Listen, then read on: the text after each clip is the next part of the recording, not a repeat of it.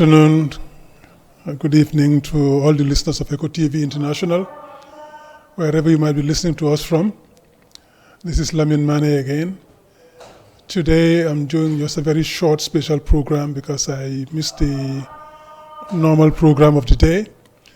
We were at the Banjul Police Station, Banjul Police Headquarters, because BORRY TOURAY, UDP National Executive Committee member and Deputy Secretary for Legal Affairs, has been invited by the police for questioning. He showed up at the Banjul Police Headquarters at 10 o'clock, and around midday, after almost 2 hours of interrogation, he was charged with inciting violence.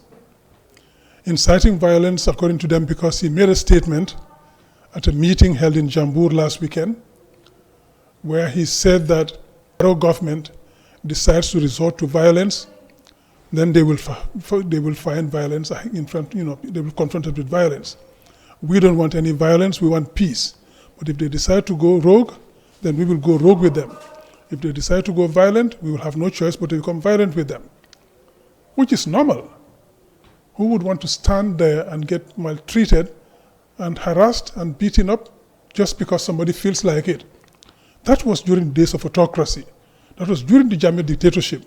And in 2017, we said never again, and that we are moving away from that. So if Barrow's government thinks that they can intimidate people by calling them for questioning and charging them with frivolous offenses, we will face them in court and politically and whatever way necessary.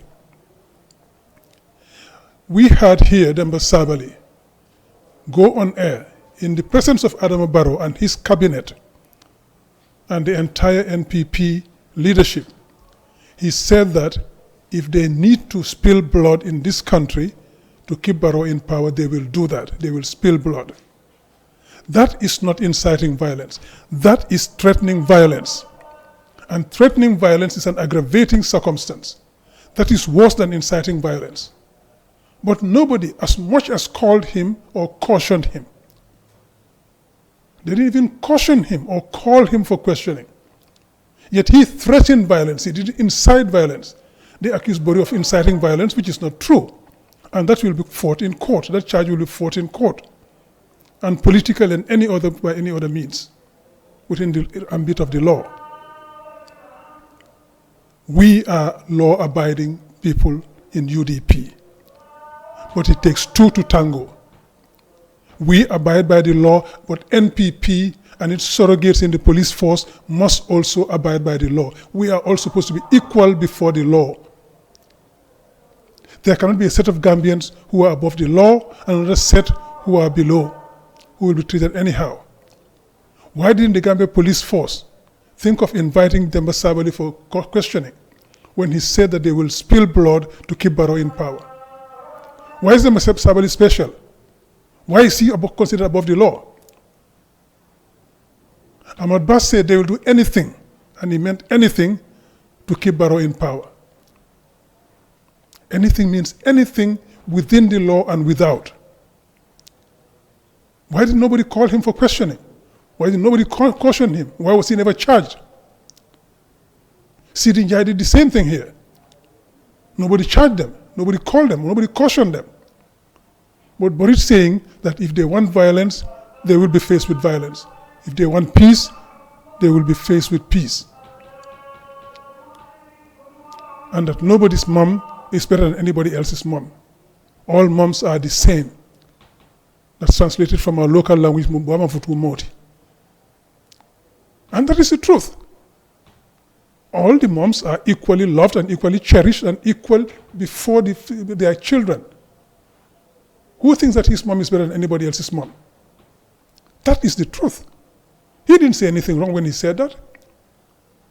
He cautioned Barrow and his people to abide by the law, because if they go rogue, we'll go rogue with them. Because they cannot just violate the law anyhow they like and get away with it. That is what BORRY was saying. BORRY is a seasoned lawyer. And he was saying what the law allows him to say. There is under the law what we call self-defense. If we are attacked, we will defend ourselves. And that's what he's saying exactly. That if you decide to go rogue and attempt and attack us, well, the law gives us to riposte, the right to fight back and to defend ourselves within the limit of the violence exerted on us.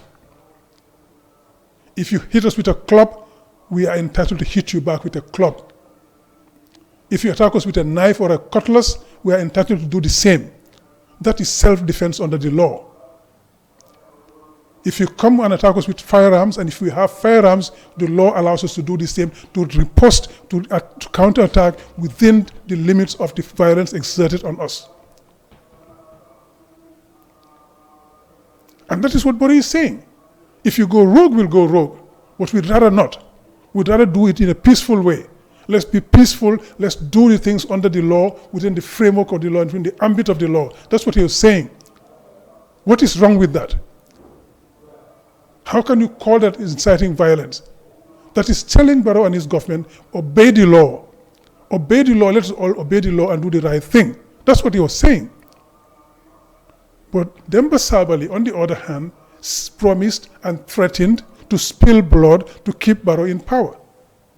But oh no, he is NPP, so he's okay. And what we do realize that any time these things happen, the NPP surrogates and the NPP officials and some police officials would come out and demand that people be arrested. And the police does exactly what they are told to do. They arrest those people. We had Ibrahim Silla and Sidin Jai come out and attack BORRY.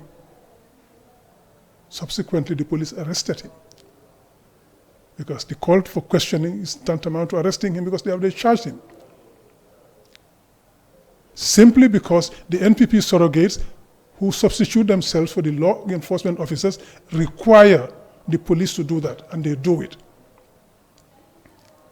Well, we've got news for you. Nobody is above the law. And you will be called to order for that. You will be questioned for this one day. Because 2026, we're going to beat you fairly and squarely. And you'll have to answer for your actions. You see, the whole thing is because this government is scared. They're scared of losing. So they're testing the waters and doing everything they can to intimidate, to coerce, because they know they cannot cheat in the elections anymore. They cannot sell, buy the elections. So now they resort to intimidation and coercion. That will fail as well. Because we, like you, are Gambians, and the law should and will apply to all of us equally.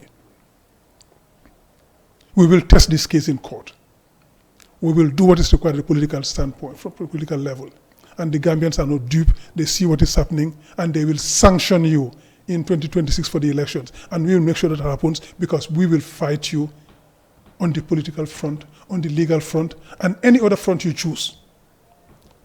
Any other front you choose. Because the law authorizes us to defend ourselves. We have a right to self-defense. And we will exercise that right. You want gatsa, you're going to get gatsa. So thank you very much.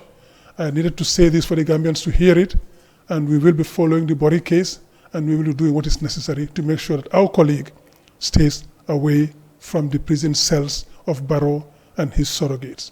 Thank you very much.